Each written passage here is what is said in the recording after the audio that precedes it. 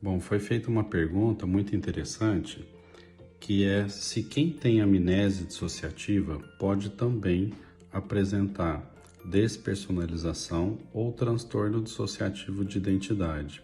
A resposta é sim, isso pode acontecer justamente porque as três condições elas são causadas por questões emocionais, psicológicas e não por causas físicas.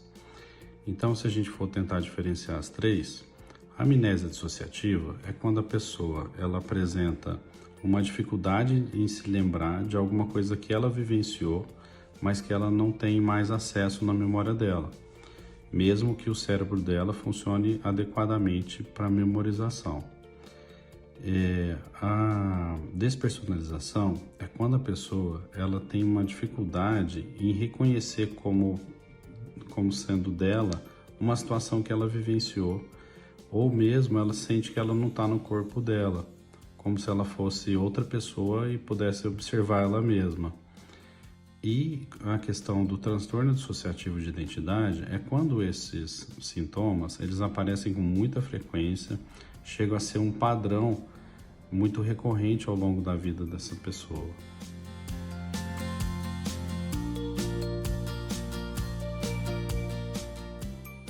Uma pergunta muito interessante e muito frequente que eu respondo no consultório, que chegou aqui pra gente, é se depressão e síndrome do pânico, se elas têm cura. A resposta é sim, para a maioria dos casos.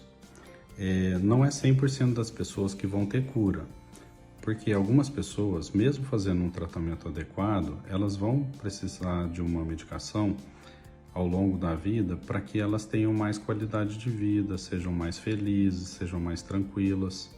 Mas para a maioria das pessoas que fazem um tratamento adequado, isso é, da maneira correta, da medicação diariamente, pelo tempo correto que o psiquiatra recomendar, a maioria dessas pessoas que fazem corretamente, elas têm muito sucesso e recebem alta e continuam tocando as suas vidas muito bem.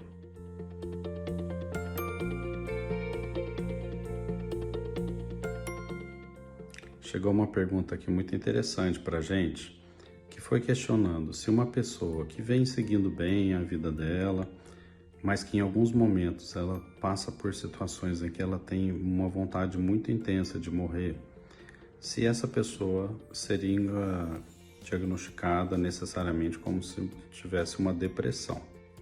São duas situações, na verdade, diferentes aqui para a gente conversar. Algumas pessoas elas têm uma sensibilidade e uma intensidade muito grandes.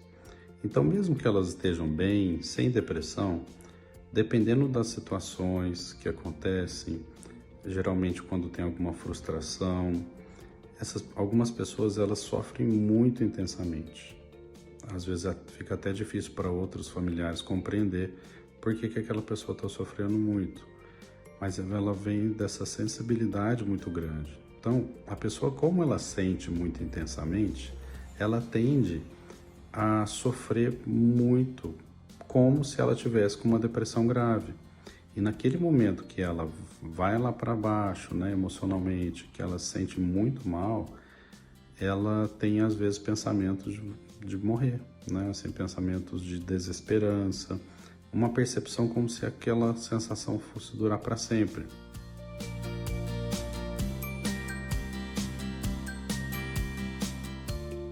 Uma pergunta muito interessante que apareceu aqui para a gente, que é importante a gente conversar, é sobre o risco suicida, né?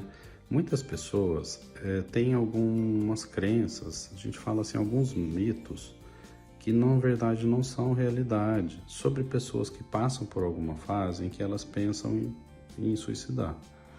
O que acontece? Essas pessoas, elas estão passando por algum problema, alguma fase na vida delas que faz com que elas experienciem esses pensamentos. Mas todas as condições que levam a esse pensamento, que são geralmente depressão, transtorno bipolar, problemas de transtornos psicóticos, dependência química. Para todos esses problemas existe solução. Existem tratamentos que são muito eficazes e quando a gente trata essas causas, a pessoa deixa de ter esses pensamentos, né, suicidas. Então, a pergunta foi no sentido de que se uma pessoa que tem um pensamento suicida, se ela vai ter esse pensamento para o resto da vida ou não. A resposta é não. Tá? É muito importante uma pessoa que tem esse pensamento, que a primeira coisa que ela saiba é que isso vai passar. Um pensamento suicida é uma fase, não é uma constante na vida da pessoa.